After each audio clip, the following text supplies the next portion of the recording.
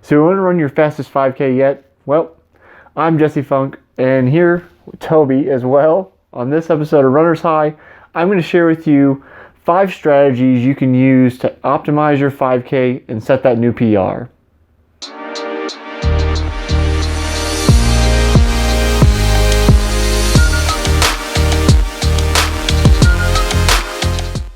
My first tip for you is to pick a pace before your race and practice it. Knowledge is power. So when you have a race plan in terms of your times and you say, I want to run this specific time, it helps keep you on track during the race. There's going to be certain checkpoints during the race. Typically, there's mile markers. Some races will have half mile markers, and even some, very few, will have quarter mile markers. Now, you can use these markers to figure out, am I on pace to hit my goal? It's a good kind of self-check if you're not really with it in terms of your pacing yet and you don't know how to internalize all your times. Use that time at those certain intervals to figure out, do I need to speed up? Do I need to slow down? Am I right on pace? Just keep going. But more importantly, you need to practice beforehand.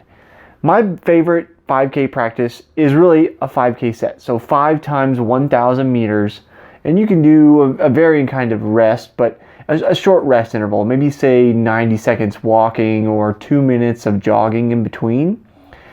Whatever pace you can hit for that kind of set, say, that 1,000 meter times 5, that's going to be the upper end of your 5K pace and give you a realistic or somewhat realistic idea of what that goal 5K should be for you. If you're running 25-minute pace for your thousands, don't try to go out at 20-minute pace at the race.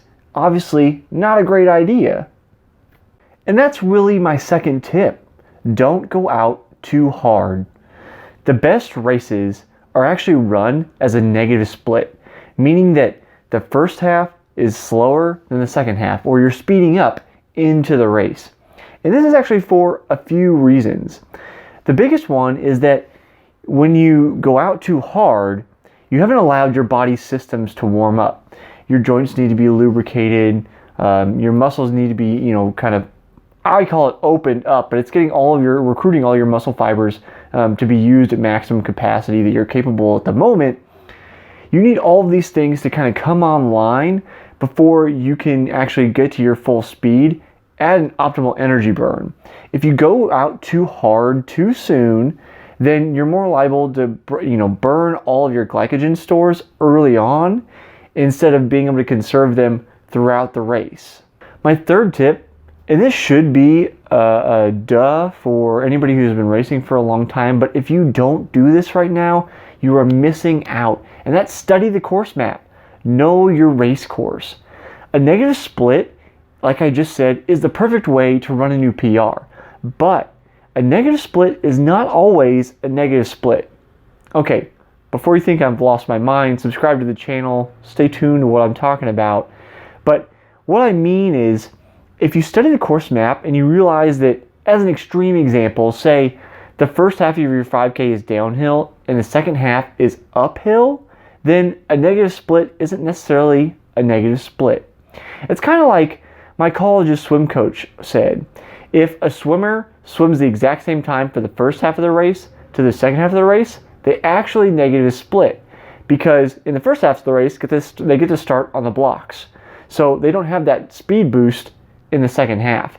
Much like in my example with the downhill-uphill split, if you ran the exact same time, but you were going downhill the first half and uphill the second, your effort increased in the second half of the race.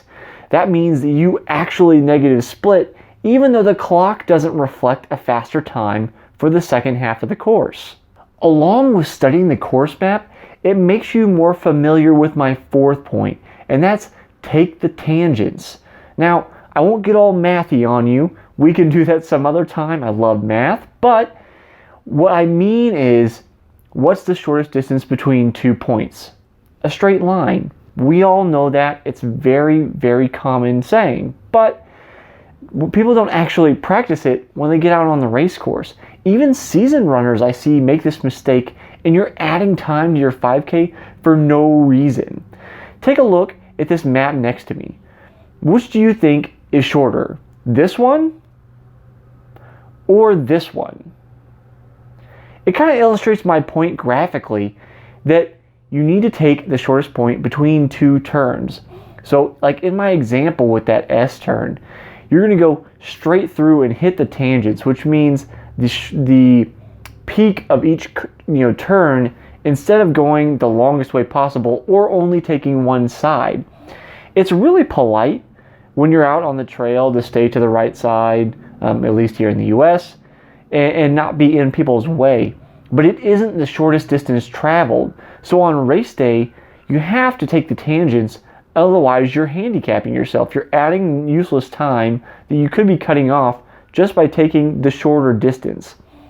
It's another thing, a kind of psychological game that gets played where other people around you will probably be taking these longer lines. They're not paying attention and trying to optimize their time.